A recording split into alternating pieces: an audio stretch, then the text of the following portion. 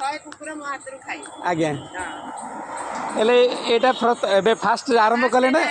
ସେପଟେ ଅଛନ୍ତି 8ଟା ଖଣ୍ଡେ ସେପଟେ ଆଚ୍ଛା ଆଚ୍ଛା ଅଛନ୍ତି ଆଜ୍ଞା ପୁରା ବୁଲି ବୁଲିକି ଯିବି ଆପଣଙ୍କର 1 ନମ୍ବର ହାଟ ଆଜ୍ଞା ଏଇ ଯୋଉ 9 ମହଲା ଯୋଉ ଅଛି ଆଜ୍ଞା ହେଡ୍ ସପ୍ତ ଡିପାର୍ଟମେଣ୍ଟ ଆଜ୍ଞା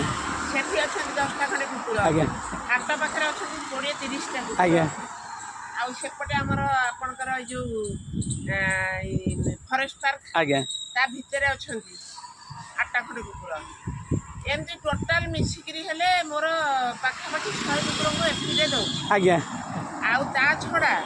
ଆଉ ସପ୍ତାହରେ 2 ଥର ମୁଁ ଯାଉଛି ଏଇ ଯୋଉ ରାସ୍ତାରେ ଆପଣଙ୍କର ଜୟଦେବ ବିହାର ଆଜ୍ଞା ଆଜ୍ଞା ନୟାପଲ୍ଲୀ VIP କଲୋନୀ ଆଚ୍ଛା ମଇଳା ଟାଙ୍ଗି ଛକ ସେଠି 100 କୁକୁର ହେଲେ ସେମାନେ ବି ଟାଇମିଂ ସେମାନଙ୍କୁ ଜଣା ପଡୁଥିବ ଯେ ଆସିବା ଜାଣିଛନ୍ତି ଯେପର୍ଯ୍ୟନ୍ତ ମୁଁ ନ ଆସିଛି ସେ ସେମିତି ବସିଥିବେ ମୁଁ ଆସିକି ଦେଇ ସାରିଲା ପରେ ସେ ତାଙ୍କର ତାପରେ 5 ମିନିଟ୍ ଭିତରେ କୁଆଡ଼େ ଖାଇଦେଲା ମାନେ ପଳେଇବେ ହେଲେ ଏଇଟା ପ୍ରତ୍ୟେକ ଦିନ ଆପଣଙ୍କୁ ସକାଳୁ କେତେବେଳେ ଉଠିବାକୁ ପଡୁଛି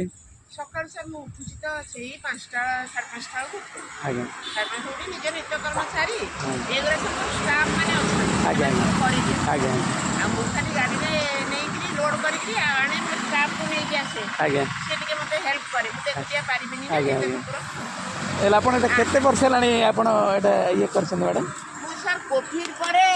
ଟିକେ ଆରମ୍ଭ କଲି ହଁ ହଁ ସେତେବେଳେ କୁକୁର ଗୁଡ଼ା ଖାଇବାକୁ ପାଇଲେନି ଆଚ୍ଛା ସେତିକିବେଳେ ଆରମ୍ଭ କଲି ତାପରେ ଆସ୍ତେ ଆସ୍ତେ ବଢ଼ିଲା ଆଚ୍ଛା ବଢ଼ିଲା ପରେ ବର୍ତ୍ତମାନ 100 କୁକୁର ଖାଉଛନ୍ତି ଏଥିରେ ଆଉ ସପ୍ତାହକୁ 2 ଥର ଯାଉଛି ନୟାପଲ୍ଲୀ ଏରିଆ ଆଚ୍ଛା ଆଚ୍ଛା ଆପଣ ନିଜେ ଡ୍ରାଇଭ୍ କରୁଛନ୍ତି ଆପଣ ନିଜେ ଇଏ କରିକି ସେ କରିଛନ୍ତି ମ୍ୟାଡ଼ାମ୍ ଆପଣଙ୍କ ନାଁଟା ଜାଣିପାରିବି ମୋ ନାଁ ହେଉଛି ଶର୍ମିଳା ଚୌଧୁରୀ ଆଜ୍ଞା ହଉ ଧନ୍ୟବାଦ ଓକେ ଥ୍ୟାଙ୍କ ୟୁ